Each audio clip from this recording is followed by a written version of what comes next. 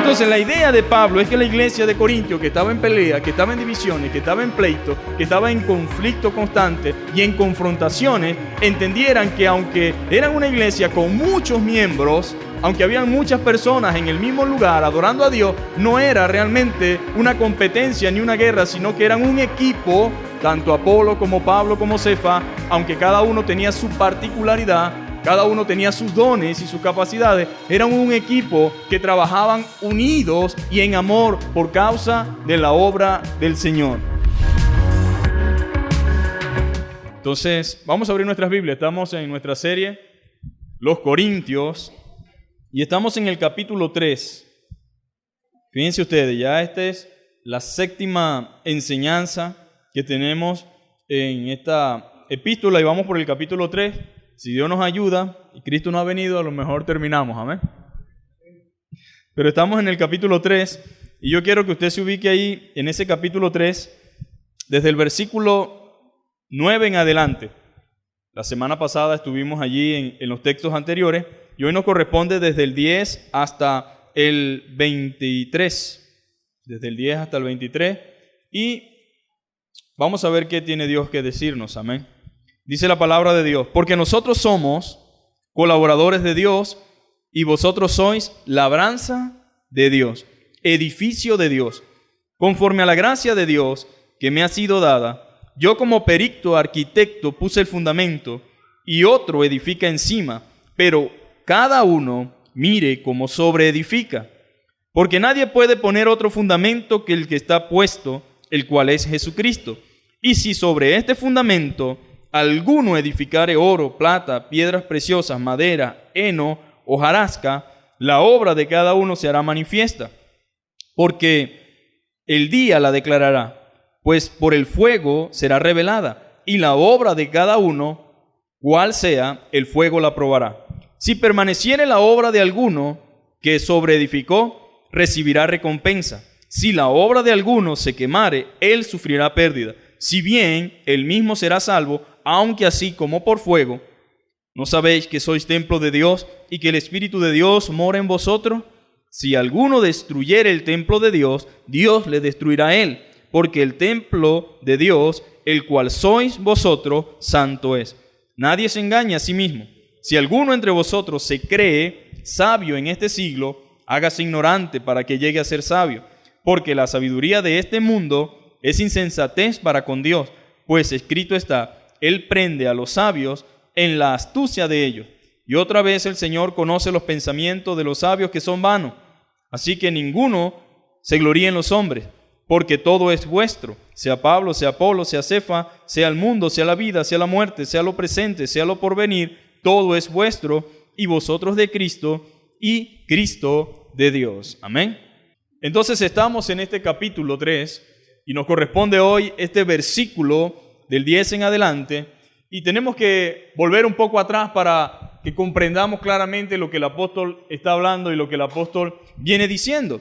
En primer lugar, el apóstol decía que la actitud que los corintios estaban teniendo era una actitud que se asemejaba a la actitud de un niño, y dice que eran niños espirituales. Una persona con ciertos comportamientos, con ciertas conductas, con ciertas características, representa a un niño espiritual.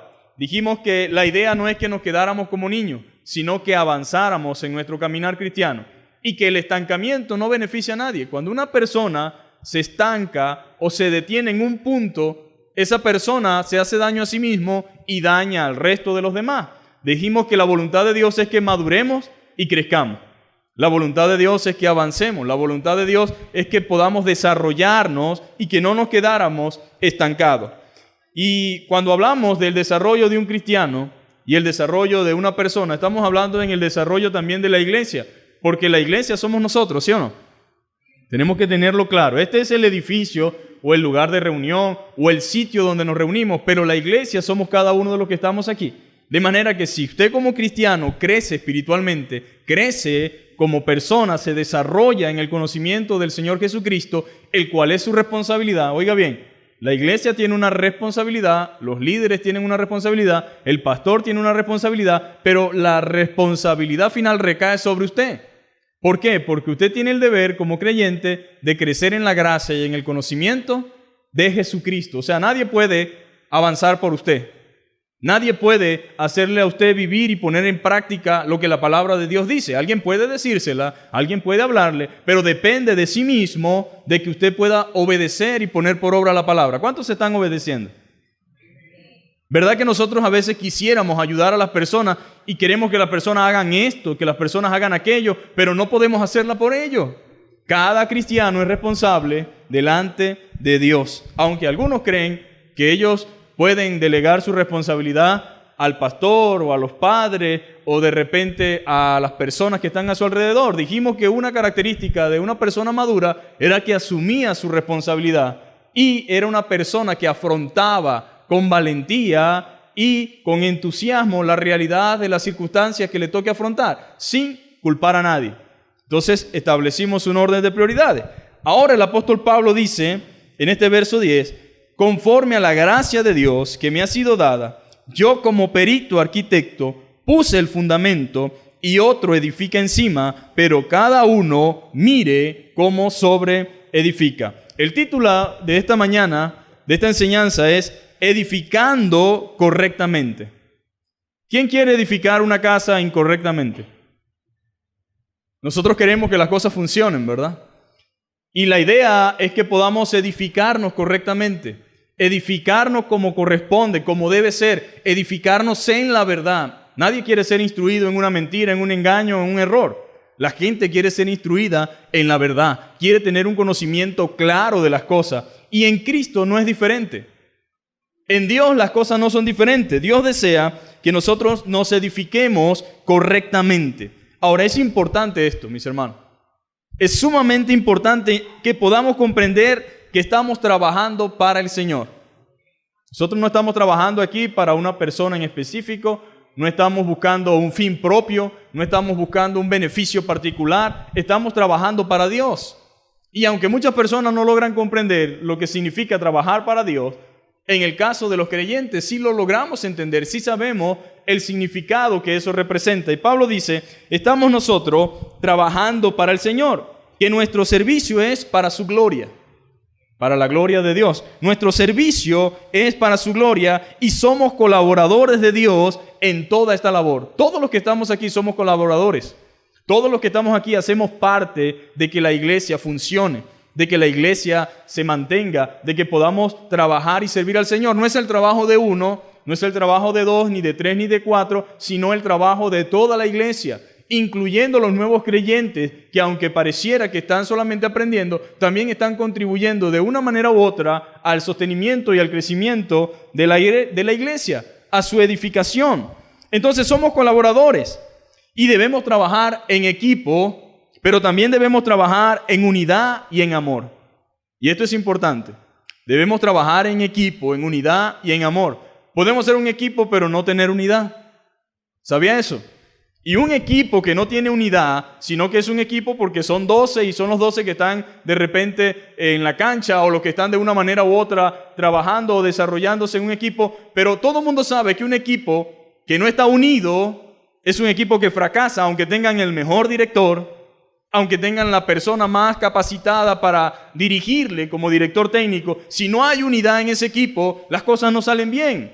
Entonces la idea de Pablo es que la iglesia de Corintio, que estaba en pelea, que estaba en divisiones, que estaba en pleito, que estaba en conflicto constante y en confrontaciones, entendieran que aunque eran una iglesia con muchos miembros, aunque habían muchas personas en el mismo lugar adorando a Dios, no era realmente una competencia ni una guerra, sino que eran un equipo. Tanto Apolo como Pablo como Cefa, aunque cada uno tenía su particularidad, cada uno tenía sus dones y sus capacidades, eran un equipo que trabajaban unidos y en amor por causa de la obra del Señor. Entonces nosotros debemos trabajar en equipo. La familia debe trabajar en equipo y en unidad, ¿sí o no? El esposo y la esposa deben estar unidos, porque si no, no logran nada. Debemos estar unidos en un mismo sentir, en un mismo propósito, en un mismo acuerdo. Los hijos y la familia deben estar unidos en ciertos propósitos para que funcionen las cosas. Pero debe también haber dentro de la iglesia amor. Y en estos versículos, Pablo pasa, mis hermanos, a declarar la responsabilidad que tiene cada uno de los que están trabajando para el Señor, y aunque es un trabajo que nos involucra a todos, cada uno recibirá su recompensa. Mire, esa cosa de que uno trabaja y todos nos beneficiamos de la misma forma no funciona con Dios. Esa idea de que no importa quién soy yo, ni quién eres tú, ni qué haces tú, Dios premia la constancia y el trabajo y la dedicación, mis hermanos. La Biblia dice, el trabajo en el Señor no es en vano. Eso significa que no es algo que no tiene en cuenta o en consideración Dios. Todo lo que hacemos por el Señor cuenta para Él. Todo lo que hacemos Dios lo tiene presente. Y créame, Dios es justo. Y como es justo, tiene que recompensar la labor. Tiene que recompensar el trabajo, el esfuerzo y el sacrificio y la dedicación. Pero habrán algunos cristianos que dirán, bueno, que trabaje Juan Sánchez, ¿verdad? Y Juan Sánchez, la recompensa de él también me la dan a mí. Es como la universidad o la escuela. Uno sabe matemática y yo me reúno con el que sabe, ¿verdad? Y si él saca 20, yo saco 20. Algunos hermanos que no deberían pensar así, piensan de esa forma y de esa manera. Bueno, trabaja el hermano Luis y si a él le dan su recompensa, yo la recibo. Resulta que no. Pablo dice, todos estamos trabajando. Todos estamos aquí en la iglesia. Todos somos responsables. Todos tenemos la oportunidad de servir y trabajar para el Señor. Pero cada uno recibirá su recompensa. ¿Y por qué creen ustedes que Dios dice cada uno recibirá su recompensa? ¿Habrá gente que no está sirviendo al Señor?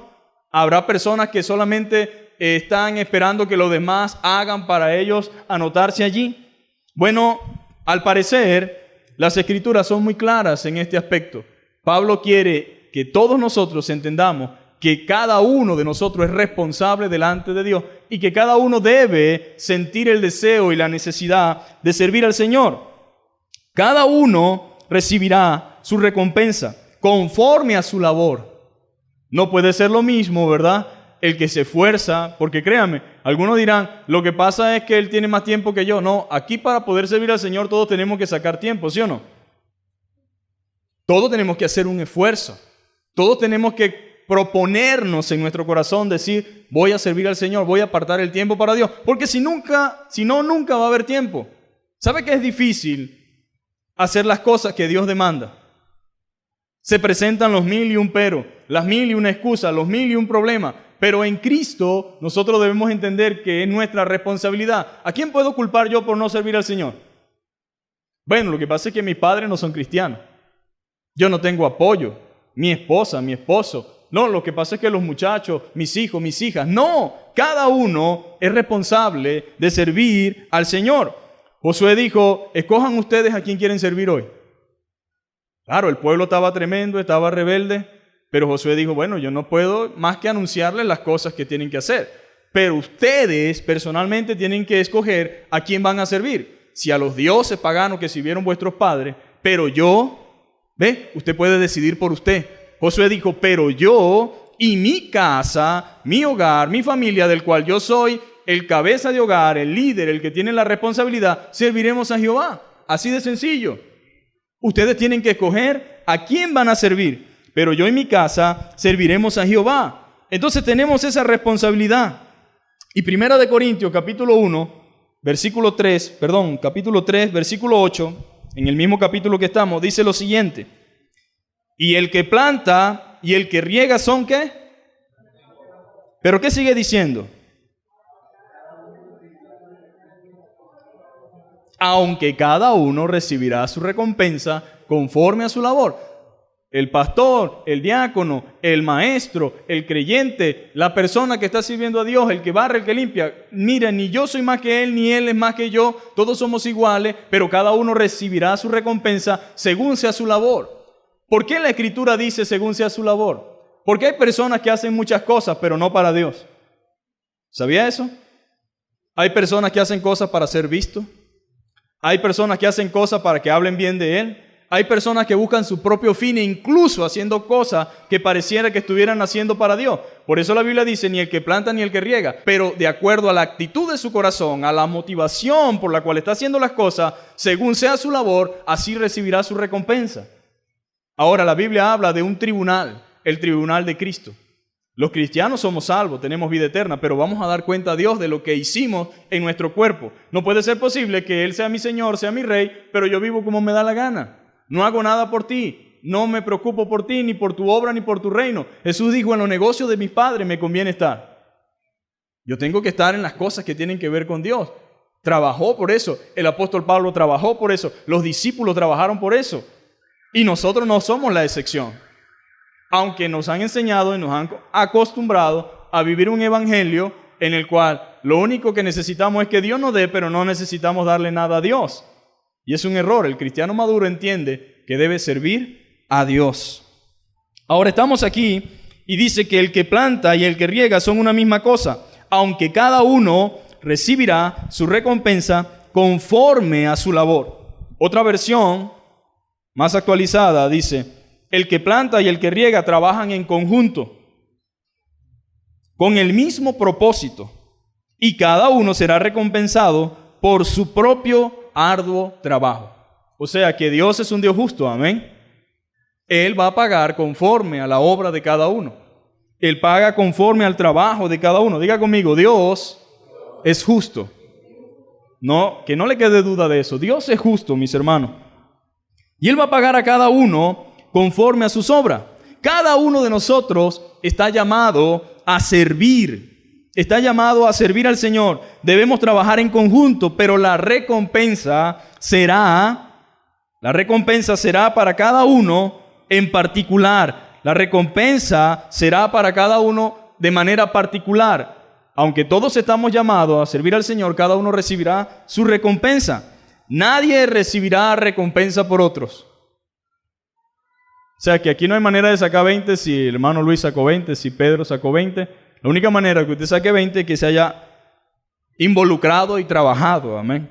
De lo contrario, no sacará 20. Nadie va a recibir entonces recompensa por otro, ni será lo mismo para cada quien. Mire, no es justo, ¿verdad?, que todos ganemos lo mismo. Es justo que todos ganemos 300,000, sin importar si usted mañanea, sin importar si usted se para a las 5, sin importar si usted llega a las 10, sin importar si usted hace esfuerzo. Qué chévere que todos ganen lo mismo, ¿no? Pero no es justo. El ser humano es egoísta y el ser humano no tiene conciencia correcta que funcione. ¿Cómo es posible que yo crea y me alegre porque como yo gano 300, que no puedo hacer nada con eso, pero me alegro que todos ustedes también están ganando 300 y digo, bueno, todos están ganando lo mismo? Eso es lo justo, así debe ser la vida, ¿verdad? Pero la vida no debe ser así, porque entonces, ¿dónde está la meritocracia, el valor del esfuerzo, de la dedicación y del trabajo de cada uno? Miren, ni en el cielo sucede eso. Si hay alguien justo es Dios. Y Dios no tiene esa idea en la mente de que todos van a recibir lo mismo. ¿Por qué? Dice Dios. Cada uno va a recibir según su ardua labor.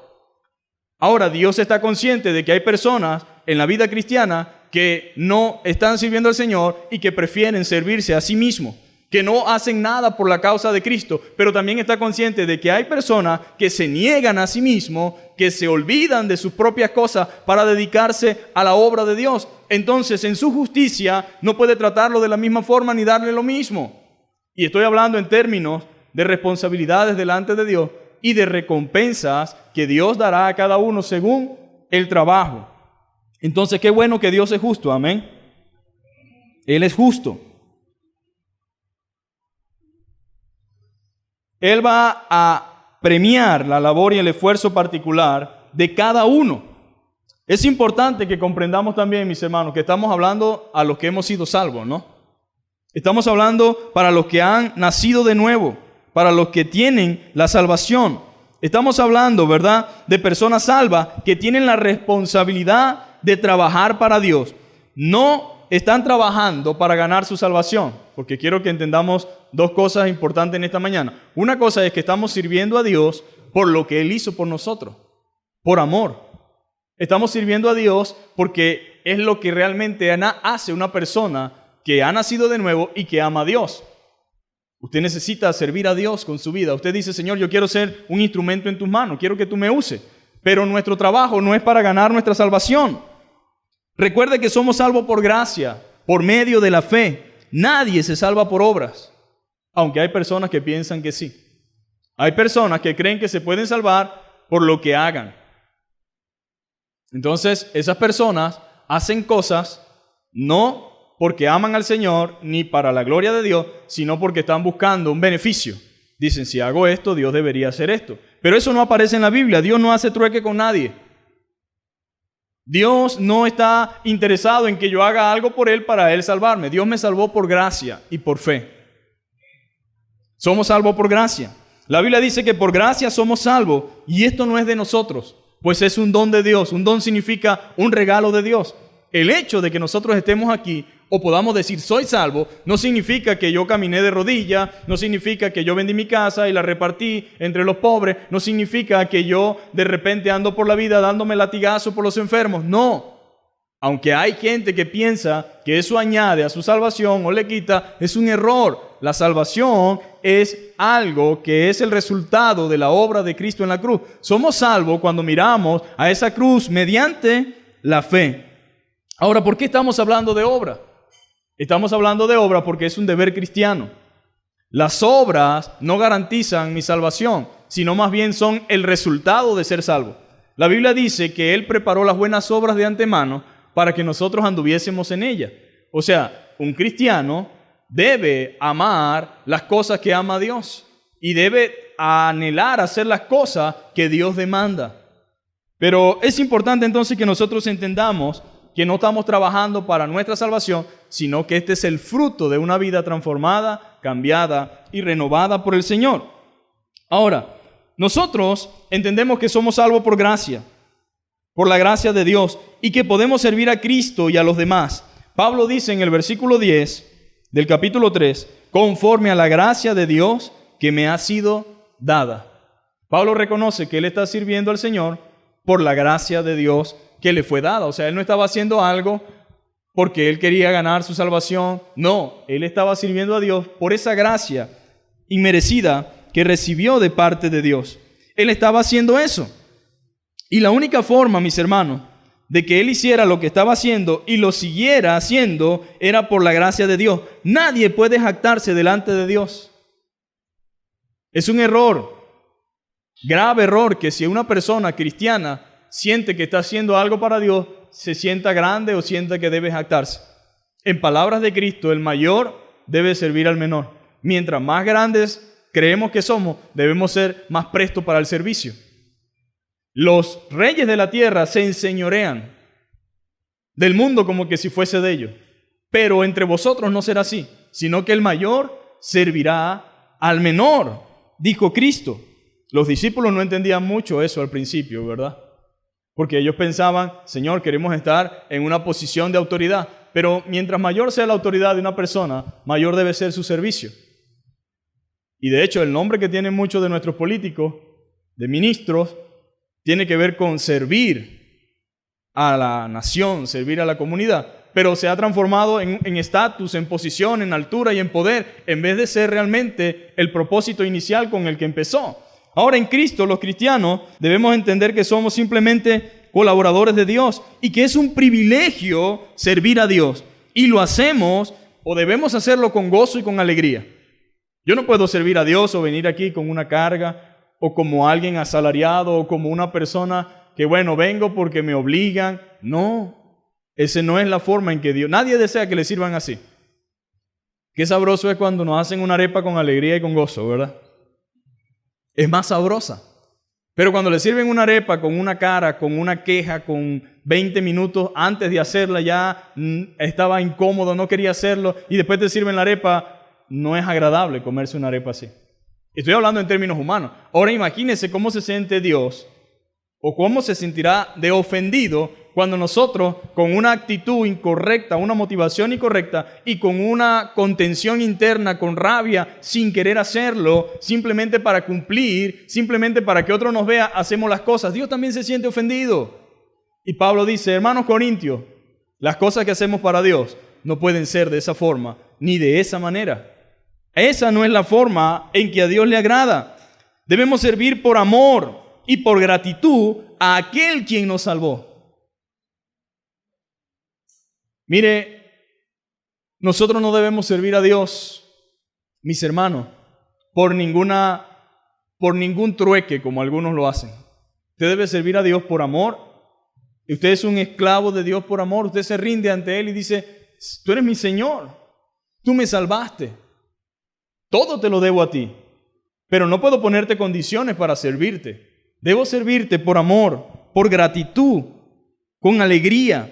Debo servir con amor y gratitud a aquel quien nos salvó. Aunque no servimos al Señor por esperar algo a cambio, no servimos al Señor por esperar algo o por la recompensa, porque ya con la salvación, mis hermanos, debemos convertirnos en esclavos por amor. Sin embargo, a Dios le plació recompensar la labor de cada uno. Estamos sirviendo a Dios por amor. Si Dios no tuviera nada que darnos o no quisiera darnos nada, no le serviríamos. Pero aún así, a Dios le plació honrar el servicio fiel, el servicio íntegro, el servicio abnegado de cada uno de los creyentes. Fue idea de Dios. A Él le plació eso. ¿Quién le plació? Le plació recompensar la labor de cada uno. Fue Dios quien lo decidió de esa manera. Y por lo tanto, debemos atender el consejo del apóstol y animarnos los unos a los otros a servir a Dios y a trabajar con excelencia. En primer lugar, debemos examinar cómo estamos edificando para que no perdamos nuestro tiempo. Debemos examinar cómo estamos edificando. Pablo dice, conforme a la gracia de Dios que me ha sido dada, yo como perito y arquitecto puse el fundamento. Y luego dice, y otro edifica encima. Pero cada uno mire cómo sobreedifica. Pablo estaba diciendo, yo, el apóstol Pablo, fui llamado por Dios, ¿para qué? Para predicar el evangelio entre los gentiles. El fundamento es el inicio de todo. ¿Cuál es el fundamento? Las bases, los cimientos. Nadie construye una casa sin base o sin cimiento, a menos que sea muy insensato, ¿no? Pero si usted es una persona que ama a Dios, usted es una persona entendida en esto, usted entiende que por lógica, nadie dice voy a vivir en un edificio de 50 pisos que no tiene base ni fundamento. Él está derecho, él se ve bien, pero todo mundo con 4 dedos de frente sabe que en cualquier momento se puede caer o se puede desplomar. ¿Por qué? Porque no tiene bases y porque no tiene fundamento. Lo que Pablo está diciendo, la iglesia de Corintio fue fundada. La iglesia de Corintio tiene un fundamento. Yo puse esos fundamentos. Los fundamentos no significa que Pablo los hizo. Él echó los fundamentos. Pero el fundamento es Cristo, mis hermanos. La iglesia funciona bajo ese fundamento. Pablo echó los cimientos. Y él lo dice, yo fui el perito. Yo fui el especialista. Yo fui la persona entendida en el asunto de la fundación de la iglesia y puse los cimientos y otro sobreedifica encima. Pero créame, la única manera de que esto se mantenga es que construyamos y edifiquemos sobre esos fundamentos. ¿Cuán importantes son los fundamentos, mis hermanos? ¿Cuán importante es que nuestra casa tenga una base sólida? Jesús dijo que el hombre sabio construye su casa sobre la roca. El hombre sabio edifica su casa sobre una base segura. El hombre sabio edifica su casa donde sabe que aunque vengan lluvias, aunque vengan fuertes tormentas, aunque vengan fuertes vientos, esa casa va a permanecer porque está sobre una roca y la roca es Cristo. Ahora Pablo dice, la iglesia camina sobre un fundamento y ese fundamento es Cristo. El fundamento y los cimientos de la iglesia es Cristo mismo. Nosotros andamos sobre Él, sobre ese fundamento y nadie puede poner otro fundamento que el que sea Cristo. Nadie debería poner otro fundamento. Y no debemos aceptar otro fundamento. Nadie puede sacar la piedra angular, la piedra fuerte de que va a sostener el edificio y decir, bueno, tengo una mejor idea. ¿Por qué no sacamos esas bases? ¿Por qué mejor no ponemos cabilla de tripe pollo para sostener ese edificio? Me parece una exageración que sean unas cabillas tan gruesas. La gente insensata piensa así. Y dice, me voy a ahorrar dinero, pero ¿cómo es la ruina después que se caiga el edificio? Mayor. Una persona que no entiende que debe hacer unos buenos fundamentos y una buena base, llega y concluye de que, bueno, mejor compra estas cabillas, son más baratas, son más pequeñas, es menos gasto, no abras el hueco tan profundo, ponlo superficial, yo no creo que esto sea tan pesado, y comienza a hacer una locura, porque no es experto, no es perito, arquitecto, es una persona que cree saber que piensa que sabe, pero es un ignorante. Y mucha gente, mis hermanos, en nuestros días anda por la vida ignorando los fundamentos, ignorando la importancia del cimiento, ignorando la importancia de las bases, y llega y construye en cualquier lugar, sin importar si el fundamento es correcto, sin importar si tiene la profundidad correcta. Y créame, aunque dure unos días levantada, unos días muy bonita y unos días de mucho esplendor, tarde o temprano va a caerse, porque va contra la naturaleza. Va en contra de los principios de la construcción, va en contra de los principios de la lógica y de la razón. Ahora Pablo dice, yo como perito arquitecto, por la gracia de Dios, tampoco era que se estaba jactando diciendo yo soy el que sé, por la gracia de Dios me dio la capacidad ¿de qué? Bueno, de que pudiéramos realmente poner el fundamento. ¿Sabe? Es un arte, mis hermanos. El diseñador diseña y el ingeniero decide realmente de qué manera y de qué forma van a ser las vigas, cuál va a ser el espesor, cómo va a ser la estructura. Usted puede diseñar algo muy hermoso, pero si el ingeniero dice no soporta el peso, esa viga no puede ir ahí, entonces no se construye así. Y echa para atrás el diseño. Muy bonito, pero tiene que reestructurarlo. Porque por más que no queramos que hayan nada atravesado, necesita ir una viga. Ingéniatela, irá por arriba, no sé qué vas a hacer, pero necesitamos reestructurar. Necesitamos que las cosas tengan realmente el sustento y la sustancia para que se mantenga. Mire, nadie quiere un edificio solamente bonito, ni una casa solamente bonita. Queremos una casa fuerte, que pueda resistir un temblor, que pueda resistir un viento, que pueda resistir un aguacero. No queremos que se caiga algo de una vez. Y Pablo estaba consciente de eso. Y él dice, bueno, por la gracia de Dios tengo la capacidad de poner el fundamento, de poner ese fundamento. Entonces, luego dice, ¿verdad?, que otro sobreedifica sobre el fundamento que él puso. Pero cada uno debe ver cómo sobreedifica. Eso es algo que debe llamar nuestra atención, como diciéndonos, tienes que estar consciente de qué forma estás edificando, de qué manera vas a edificar. Si tienes un fundamento sólido, tu estructura debe ser sólida también. Pero puede suceder que alguien tenga un fundamento sólido y ponga una estructura falsa, ¿verdad? Unas paredes que no tengan columna, que no tengan de dónde sostenerse. Esa pared va a desquebrajarse aunque tenga un buen fundamento. Por eso, el que edifica o el que sobreedifica debe tener en cuenta cómo lo está haciendo. Y eso se refiere a la iglesia. ¿Cómo estamos edificando la iglesia? ¿De qué forma la iglesia está siendo edificada? ¿De qué forma estamos aportando para su edificación? Él puso el fundamento, los cimientos fueron echados, era la voluntad de Dios, esa era su especialidad. El fundamento de Pablo eran los fundamentos espirituales. Él era el especialista para fundar la iglesia, había sido llamado por Dios para llevar el evangelio a los gentiles. Él puso esos cimientos para que la iglesia se edificara. Él era el maestro y el albañil.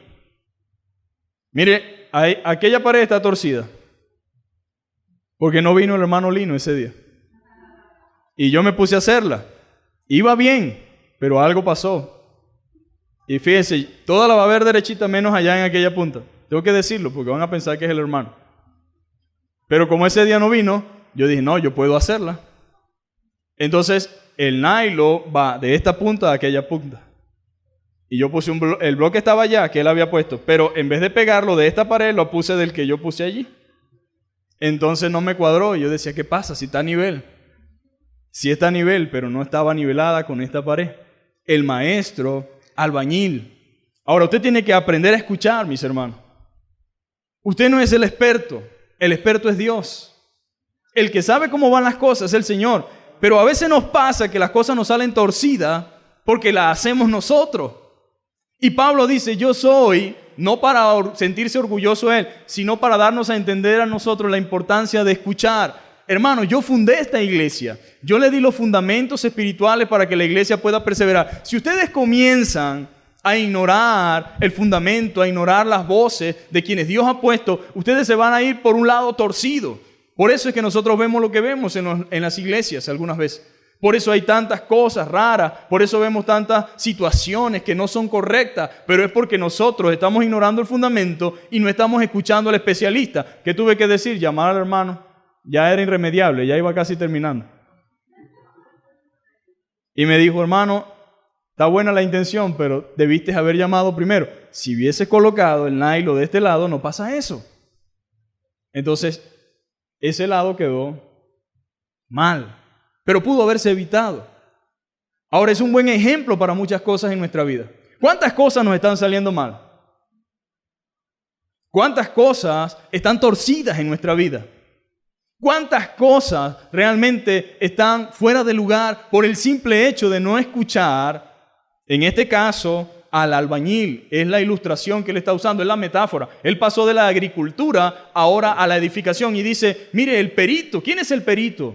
¿Quién es el arquitecto de nuestra vida? ¿Quién es el que sabe cómo funciona mi matrimonio? ¿Quién es el que sabe cómo funcionan nuestros hijos? ¿Cómo es correcto educarlo, formarlo? Hermanos, lo peor que podemos hacer nosotros es ignorar el consejo de Dios.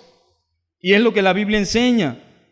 Él estaba allí para enseñar, para instruir. Él era el perito, el arquitecto. Ahora Dios quiere que nosotros aprendamos, mis hermanos, que escuchemos, que pongamos atención, que entendamos que el encargado por el Señor de supervisar la obra era Pablo. La edificación requiere de excelente cimiento. Su garantía no está en lo que se ve, sino en lo que no se ve. Nadie ve los cimientos, ¿o sí? Pero ¿dónde está la garantía del edificio? En las bases. El que sabe de construcción dice, ¿de cuánto son esos mechones? Algunos dicen esas columnas. ¿Qué zapata tiene? ¿Qué cabilla tiene? ¿A qué profundidad va? Porque dependiendo de eso yo sé que puede soportar arriba. Pero cuando me encuentro que no, lo que hicimos fue que echamos el piso y sobre ese piso es que pusimos los tubos. Es una locura. El que sabe dice, no puede ser, eso es un peligro. No puedes echar esa platabanda. Aunque hay una gente que desafía la gravedad, desafía la ciencia. Yo he visto construcciones sorprendentes, hermano. Cosas que no se han caído porque Dios es demasiado misericordioso. Pero son cosas de locos. No debe existir una construcción así, pero así la hicieron. Porque todo el mundo dice, eso es fácil, ¿para qué vamos a pagar, verdad? Eso lo puedo hacer yo. Hay gente así que todo cree que lo puede hacer. Hay cosas que uno puede hacer, siempre y cuando después que haya pagado y haya visto cómo se hace. Pero no es que yo vi y ya yo lo sé hacer. Mire, a nosotros nos han pasado unas cosas por creer que nosotros sabemos hacerlo. Yo sé manejarlo. Yo puedo resolver esa situación. Yo no necesito ningún especialista y de un pastor menos. Yo sé hacer esas cosas. No necesito consejos de nadie. Entonces, pasan cosas porque no escuchamos. Pasan cosas porque pensamos que podemos hacerlo nosotros mismos. Mire, requiere excelentes cimientos, una edificación. Su garantía no es tanto lo que se ve, sino lo que no se ve. En el cimiento, en las bases de su fundación. Cristo es el fundamento, la base donde se sustenta todo lo demás. Nuestra vida cristiana se sustenta en Cristo, mis hermanos. Por lo tanto, Pablo dice, pero cada uno mire cómo sobreedifica. Otra versión dice, cada uno tenga cuidado de cómo construye. En la última parte de ese versículo, Pablo exhorta a los edificadores a que produzcan un trabajo de calidad. Quiere, oiga bien, que cada albañil que representamos nosotros en esta metáfora como cristianos, que cada albañil dé lo mejor de sí. Y hay una ilustración de un hombre que dice, pasó una persona y dijo, ¿qué estás haciendo? Bueno, pegando bloques, ¿no ves? Y había otro albañil más adelante en la edificación y le dice, ¿qué estás haciendo tú? Construyendo una catedral. La metáfora es que mucha gente realmente no sabe lo que está haciendo. No es solamente pegar bloques, tengo que saber qué estoy haciendo. Esto tiene que cuadrar con aquello, aquello con esto, porque aquí viene algo. Si el albañil le dice, no se preocupe que eso sale con pega, estamos en malas manos. Sí, hay cosas que salen con pega, pero no podemos descansar sobre ese fundamento. Necesitamos que la pared esté derecha, que no tenga imperfecciones. Entonces, la Biblia es muy clara en esto, mis hermanos. Dios espera de cada albañil lo mejor de sí, según su propio ejemplo. Él espera que todos los que edifiquen sobre el cimiento que puso adopten la misma ética laboral. Lo que voy a hacerlo bien. Lo que voy a hacer, lo voy a hacer para la gloria de Dios. Lo que voy a hacer debe ir verdaderamente con integridad, debe ir con una motivación correcta, con algo genuino. Y Dios quiere eso, mis hermanos. Su tarea es edificar a cada miembro de la iglesia enseñando, oiga bien, enseñando y predicando con fidelidad el Evangelio de Cristo. No podemos edificar a nuestro gusto, ni tampoco con cualquier cosa, sino con materiales que vayan a tono con el fundamento. Así debe ir la iglesia, edificándose en el Señor. Número 2, hay un solo y único fundamento y ese es Cristo. La iglesia realmente tiene un solo fundamento, mi hermano. Un fundamento firme, un fundamento sólido, y ese fundamento es Cristo. No hay tal cosa como esto o aquello, o la iglesia puede ser así, la iglesia puede ser allá. Mire, hay tantas cosas que la gente ha inventado a lo largo de la historia de la iglesia, pero todo ha demostrado con el pasar de los años y el tiempo que su fracaso ha estado porque no ha sido en Cristo. ¿Quieren edificar una iglesia? La iglesia tiene que estar edificada en Cristo. Mira, hay cosas que no son necesariamente malas, que no son necesariamente quizás del todo descabelladas, pero no es la forma en que funciona la iglesia. Y los hombres cometemos un error en querer hacer algo nuevo, en hacer algo diferente a lo que Dios estableció. Mire, la Escritura dice en el verso 11, porque nadie puede poner otro fundamento que el que está puesto.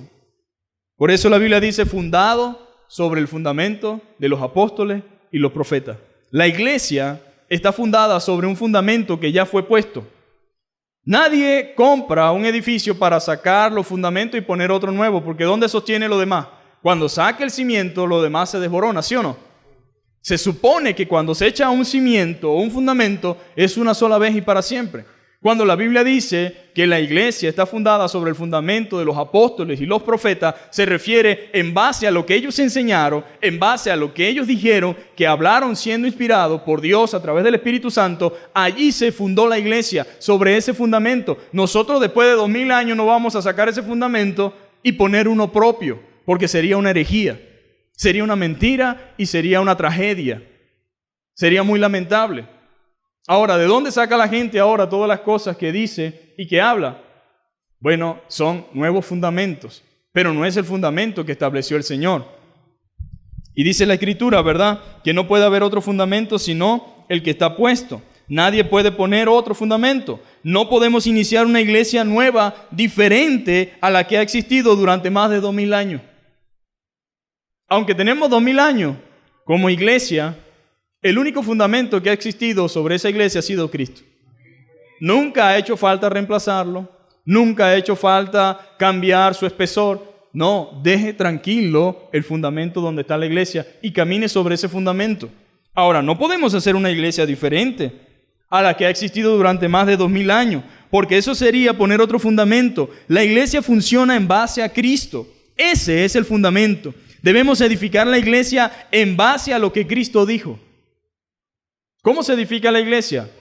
En base a lo que Cristo dijo, a lo que Él enseñó y a lo que Él prometió. La garantía de una iglesia, mis hermanos, es que su fundamento y cimiento sea Cristo.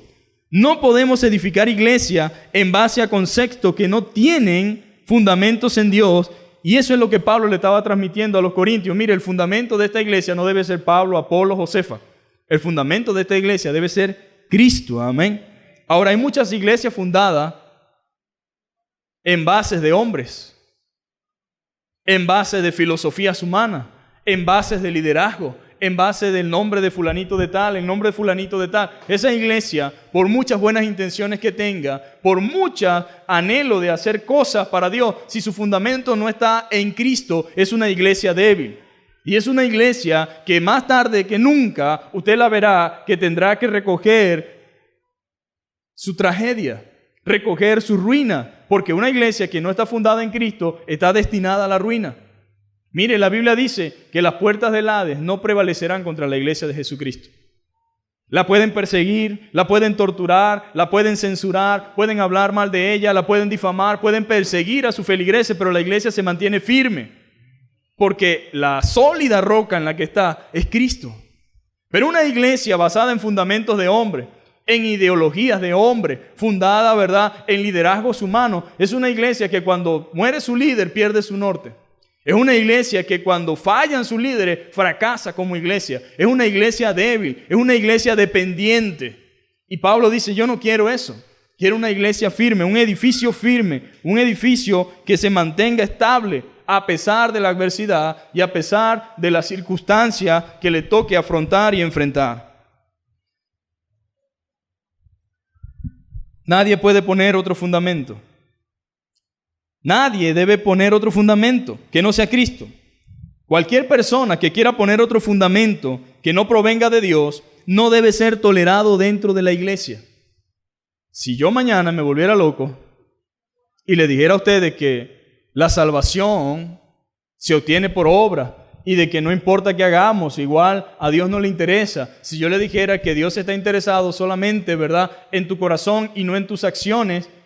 Si yo le dijera que es mentira lo que durante tantos años nos han dicho, que nacemos en pecado. Nadie nace en pecado. Nadie es responsable de nada. Ustedes tendrían que decirme con mucho sentimiento y con mucho dolor, Jesús Roa, hermano Jesús, pastor Jesús, necesitamos que entienda que nosotros no vamos a cambiar el fundamento firme de todos nuestros años de vida como cristianos porque a usted ahora le parece que las cosas son diferentes.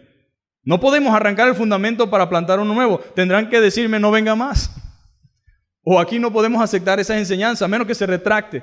Pero si usted quiere permanecer aquí, usted tiene que predicarnos el Evangelio tal cual como ha sido enseñado y como lo expresan las Escrituras. Porque nadie puede poner otro fundamento.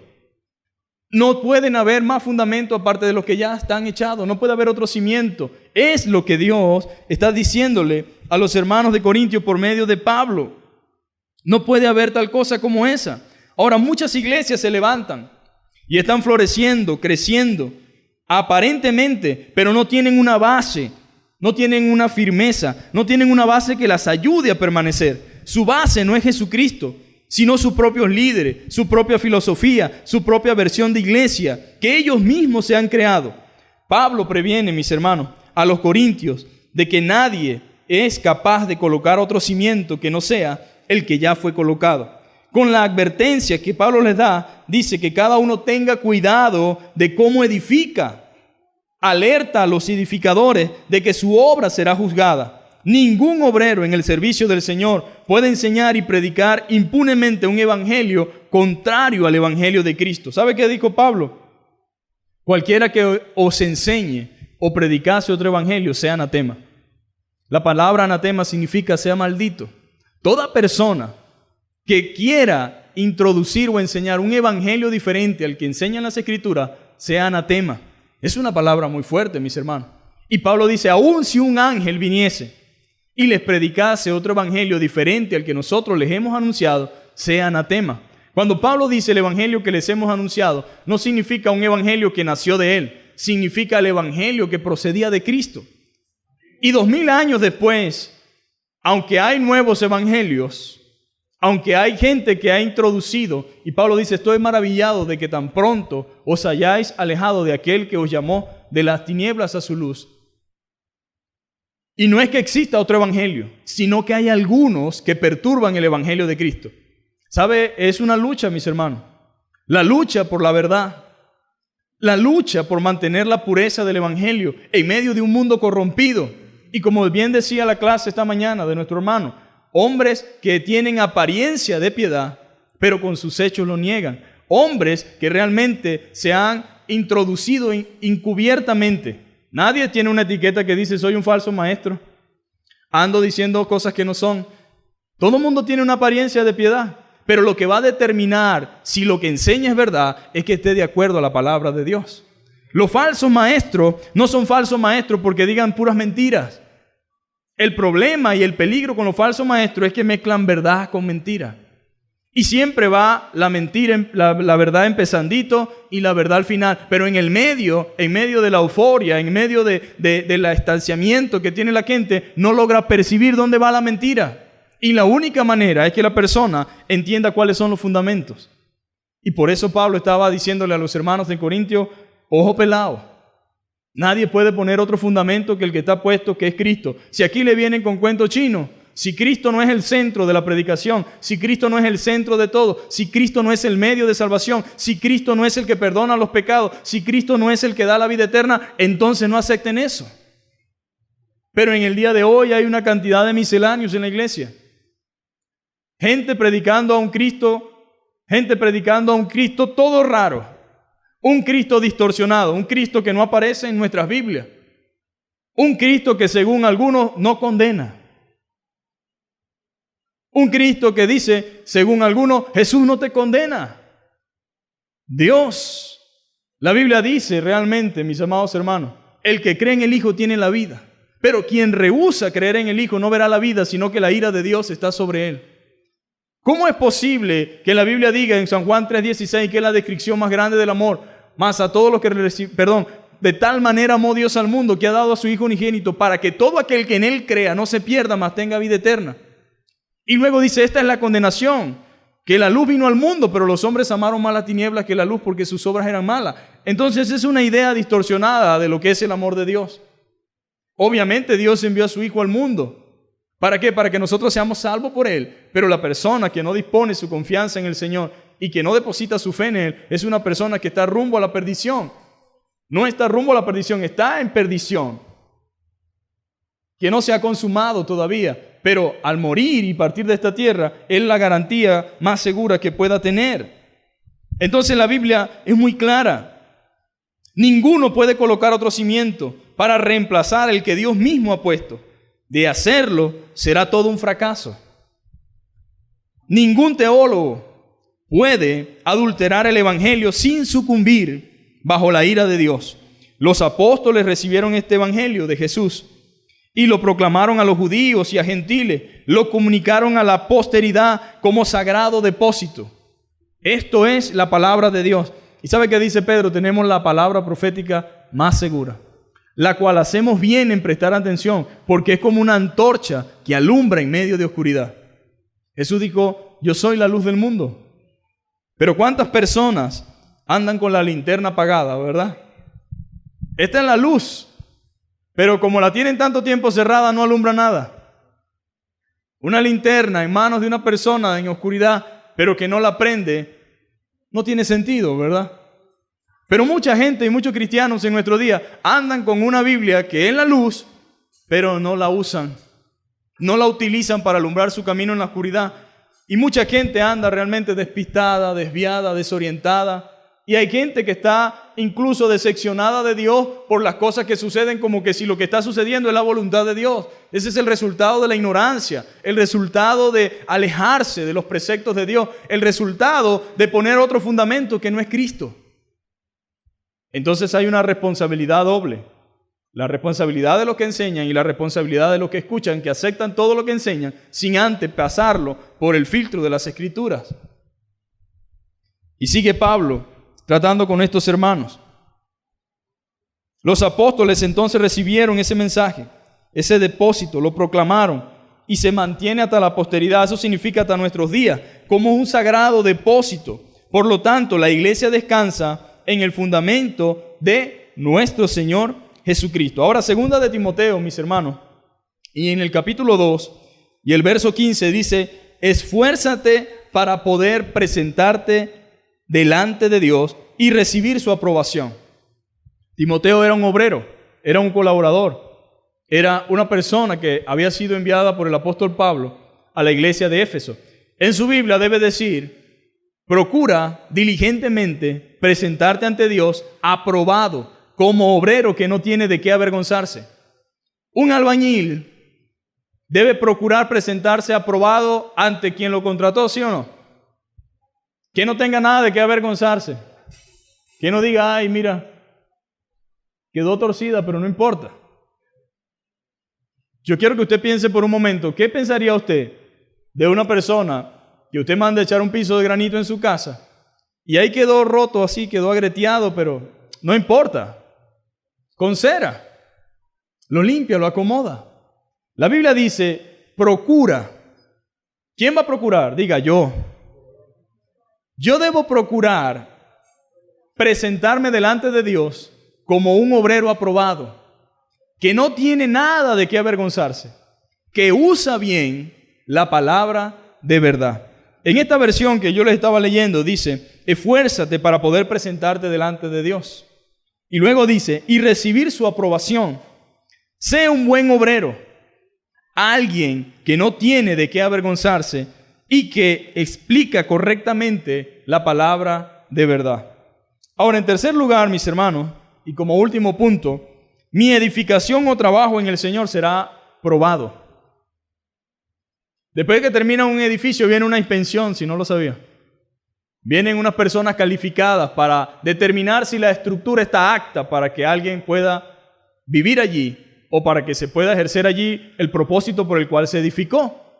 Luego que el edificio termina, vienen los bomberos, vienen otras personas y hacen un chequeo y dicen, quedó bien, ¿cómo está esta columna? Mira por aquí, si esto está apto para habitarlo.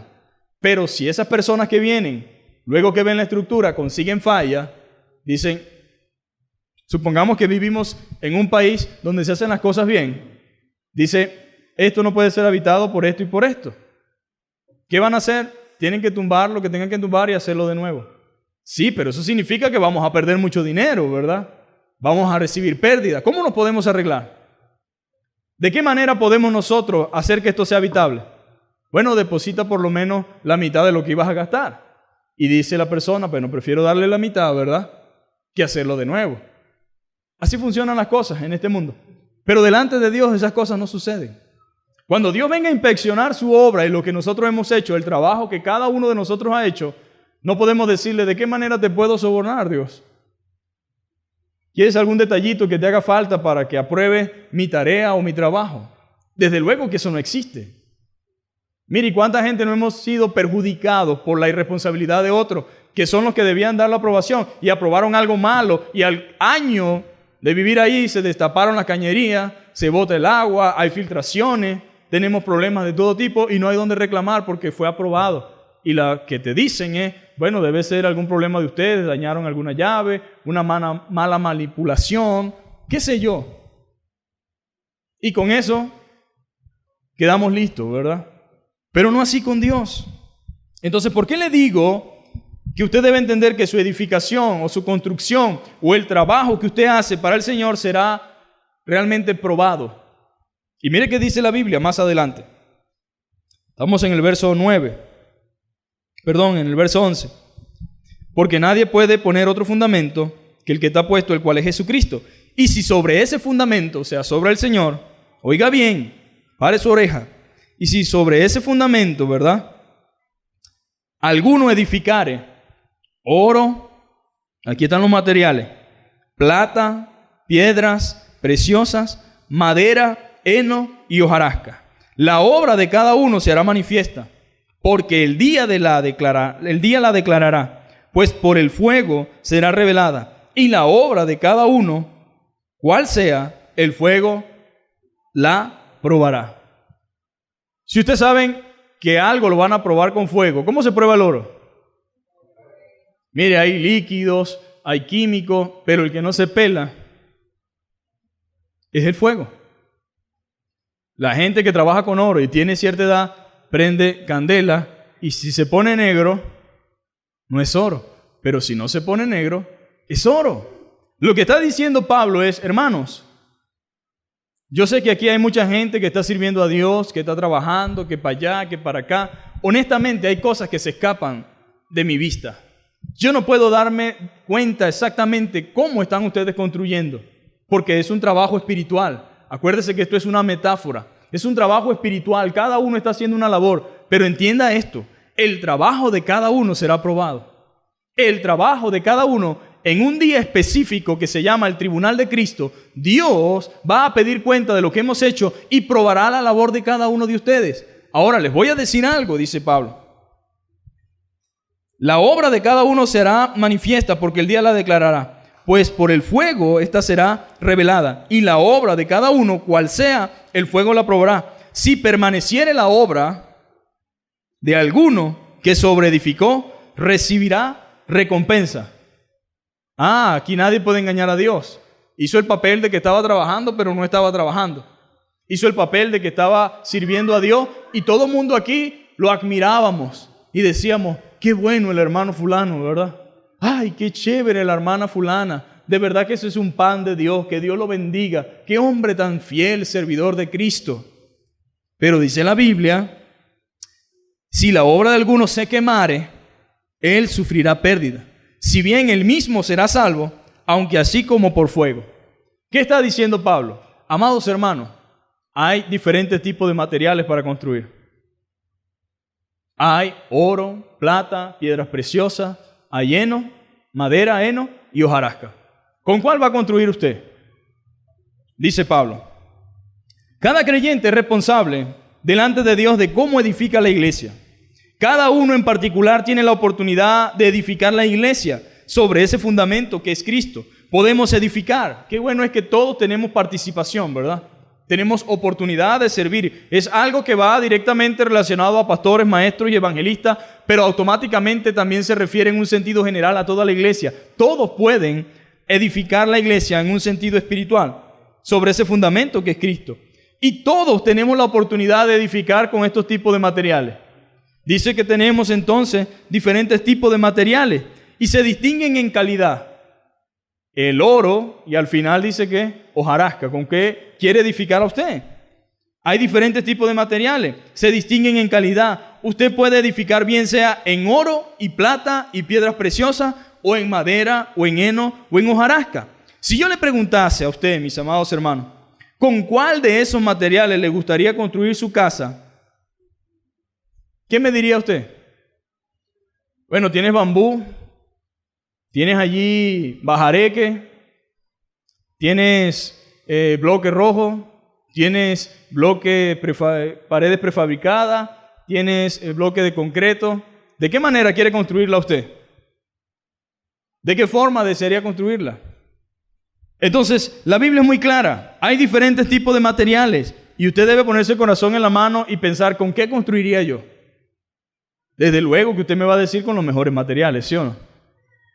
Ahora, ¿por qué se construye a veces con los materiales que construimos? Bueno, porque no podemos comprar otro tipo de material, ¿verdad? Pero estoy seguro que sin importar dónde viva usted y su condición económica, si en un momento determinado tiene la oportunidad de construir su casa, usted desearía construirlo con los mejores materiales. Desde luego, si es inteligente, ¿no? Si es prudente, si es sabio, porque hay mucha gente que le pagaron su casa bien pagada en la laguna y compraron en la otra laguna del otro lado. Entonces yo digo, ¿habrán sido inteligentes? Quisieron hacer un papel de vivo y terminaron haciendo un papel de tonto, porque resulta que la laguna llegó a donde compraron, pero ya no hubo más, a nadie más le pagaron casa. Se pagaron las que se pagaron y los que quedaron allí vean a ver qué hacen. Y en algunas ocasiones, si acaso un apartamento. Pero si nosotros pudiéramos construir nuestra casa y tuviéramos la oportunidad, ¿con cuál de esos materiales le gustaría a usted construir su casa? ¿Con cuál de ellos lo haría? Su respuesta de seguro será con materiales excelentes, porque hacerlo de madera, con heno y hojarasca, sí puedo hacerlo con oro y plata y piedras preciosas. De igual forma, mis hermanos, el servicio a Dios debe ser hecho con las mejores intenciones y motivaciones, con lo mejor que hemos recibido de Dios. Construya en el Señor con excelencia y con materiales de calidad, con oro, plata y piedras preciosas. Los materiales de calidad superior representan el servicio espiritual dedicado a la edificación de la iglesia. La madera, el heno y la hojarasca, los materiales inferiores, representan toda actividad superficial que carece de valor eterno. Ahora, ¿qué sería edificar con material de oro? No es lo mismo decir, voy a visitar a fulano de tal para cumplir con la iglesia, para cumplir con la gente, ¿verdad? Para que no digan que no lo visité, a que yo diga, debo visitar a mi hermano porque él tiene necesidad, porque él requiere de nuestra asistencia y porque esa es la voluntad de Dios. Hay personas que están edificando con heno y hojarasca. ¿Pero por qué si están haciendo lo mismo que hace Pedro, que hace Luis, que hace Sánchez? Porque las motivaciones son diferentes. No es lo mismo decir voy a cantar para la gloria de Dios, voy a hacerlo bien para la gloria de Dios, que representa hacerlo con plata, con oro, con piedras preciosas, a decir voy a cantar para que me vean. Voy a cantar para llamar la atención. Voy a cantar para ver si de allí me sale un contrato para otra cosa, una fama, o comienzo a recibir piropos y halagos de la gente. Esa persona, aunque está supuestamente construyendo y edificando, está simplemente construyendo con heno y hojarasca. Ahora, eso no lo podemos saber nosotros. Caeríamos en algo que no debemos hacer, que sería juzgar sin saber. Pero por si a alguien le queda duda, porque hay personas que son excelentes para mentir, excelentes para engañar y creen que triunfan. Pero el día de la prueba, en el tribunal de Cristo, cuando sea revelado realmente la obra de cada uno y pase por el soplete de Dios y comience a desbaratarse mi servicio, como el bajaré que agarra candela y se desbarata, mis hermanos. Las casas que son de paja, automáticamente una chispita de algo que vino de por allá del bote de basura y le cayó encima, se quema.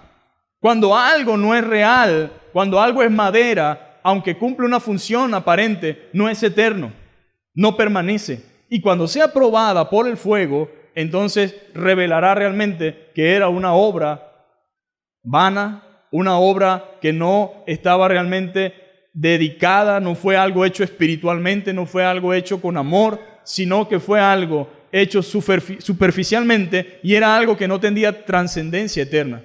Mientras que la construcción del oro y de plata y piedra preciosa representa otra cosa.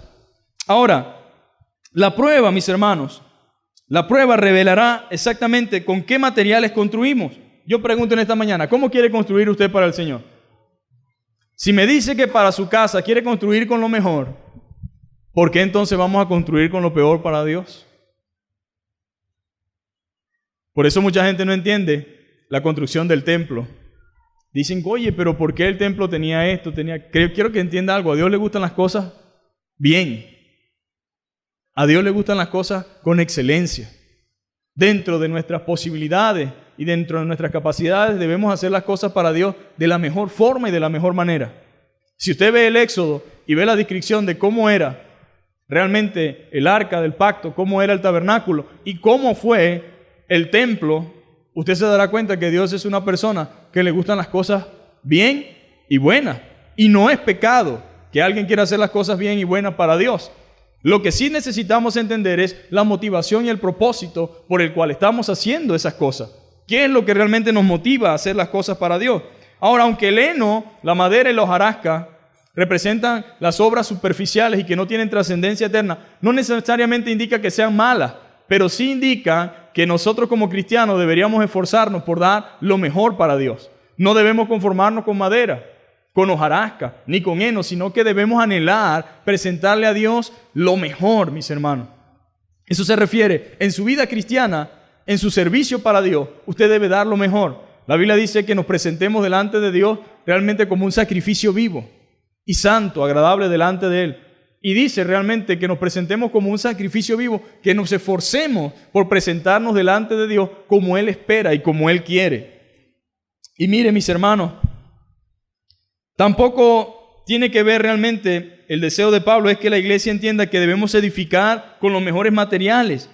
¿Para qué? Para que resistan la prueba del fuego. Pablo quería que todos tuvieran presente que la obra de cada uno se haría manifiesta. Eso significa que quedará revelada plenamente. Toda obra que hacemos para el Señor quedará claramente descubierta. Se revelará nuestras intenciones y nuestras motivaciones. Y ahí la necesidad de la calidad de nuestro servicio. Vaya a 2 Corintios 5:10. 2 Corintios, más adelantico, capítulo 5 y versículo 10.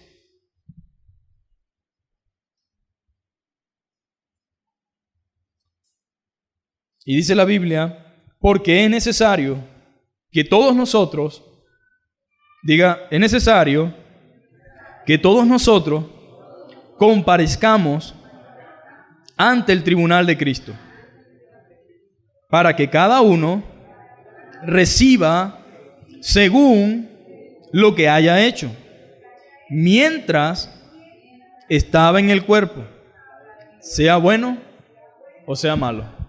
O sea que somos administradores de la gracia de Dios. Usted tiene dones, usted tiene talentos, usted tiene habilidades, usted tiene capacidades. ¡Ay, qué chévere! Conocí al Señor, Dios me salvó. ¿Qué estoy haciendo con mis dones y con mis talentos? ¿Ustedes se acuerdan de la parábola de los talentos?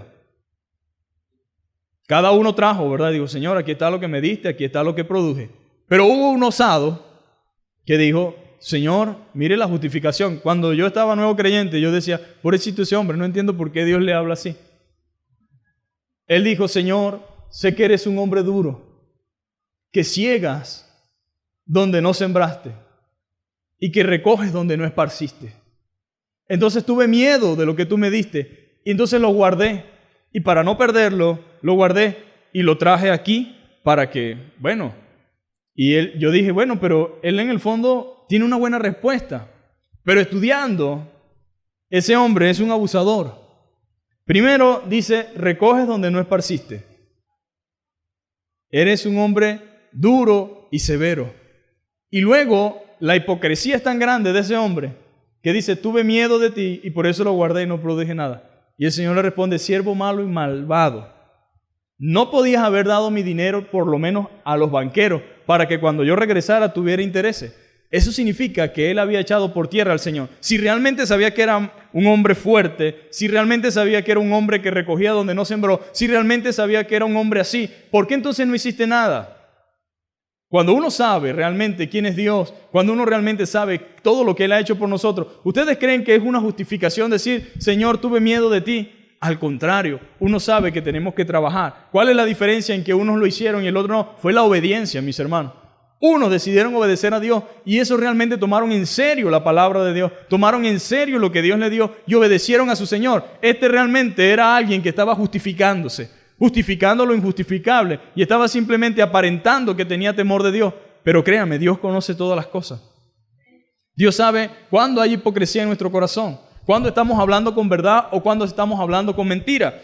Pero la Biblia dice también que en aquel tiempo el Señor pedirá cuenta y alguno dirá, buen siervo fiel, sobre poco fuiste fiel, sobre mucho te pondré. Entra en el gozo de tu Señor. De manera que Pablo dice, todos vamos a comparecer ante el tribunal de Cristo. Ahora, la Biblia también enseña que si la obra de alguno se quemare, primero dice, si permaneciere la obra de alguno que sobreedificó, recibirá recompensa. ¿Cuántos quieren recibir recompensas de parte de Dios? Queremos, ¿verdad? No queremos ser una persona que estemos allí en el cielo y que todo el mundo estén allí siendo honrado por su ardua labor y nosotros allí, bueno, yo no pude hacer nada, Señor. Aunque ciertamente, y quiero aclarar este punto y con esto terminamos, dice la obra, que si permaneciera la obra de alguno, o sea, después de ser probada, dice que sobreedificó recibirá recompensa. Y si la obra de alguno se quemare, él sufrirá pérdida. Y oiga bien, dice, él sufrirá pérdida, si bien él mismo será salvo, aunque así como por fuego. Cuando alguien se salva de un incendio, ¿cómo sale del incendio? Hasta la ropa que tiene está dañada ya porque o huele a humo o se quemó en parte, pero pierde todo lo demás. Lo que Pablo está diciendo, hermanos, yo no quiero que ustedes estén generando heno, hojarasca. Yo no quiero que ustedes estén simplemente edificando en pura paja. No quiero que estén edificando en pura madera. No quiero que estén edificando en puro heno. ¿Por qué? Porque a la final van a ser salvos, ¿cómo no? Pero van a perder su tiempo. Es una pérdida de tiempo, hermano. Cuando alguien se dispone a servir al Señor en hipocresía, en mentira, cuando alguien se dispone a servir a los hombres, ¿qué quiero decir? Una cosa distinta es que usted sirva a las personas que están en la iglesia y otra cosa muy distinta que sirva a Dios. Hay personas que están sirviendo a los hombres de la iglesia, a las personas de la iglesia, pero no están sirviendo a Dios. Hay personas que dicen, yo me voy a encargar de eso para que la gente sepa que yo estoy haciendo algo. Hermano, aquí lo que importa es que lo que usted haga, lo haga para Dios. Lo haga con transparencia, lo haga con sinceridad y lo haga en verdad. ¿Por qué? Porque al fin de los tiempos, cuando su obra sea aprobada, qué bueno es que Dios diga, mira, y construiste, edificaste, tu obra permaneció. ¿Por qué? Porque fue hecha con oro, con plata y fue hecha, ¿verdad?, con piedras preciosas. Resisten el fuego, resisten la prueba. Y qué lamentable es que pasemos toda nuestra vida edificando en heno, en hojarasca, en madera. ¿Cuánto va a durar mi trabajo? 2 años, se vuelve a caer, lo vuelvo a hacer de heno. No, construyamos con lo mejor, amén. Y construyamos para el Señor. La idea del mensaje es que podamos construir correctamente. ¿Nos vamos a tardar más? Sí. Construir correctamente requiere más tiempo, inversión, recursos, fuerza, dedicación, pero a la final deja mejores resultados y mejores dividendos. Amén.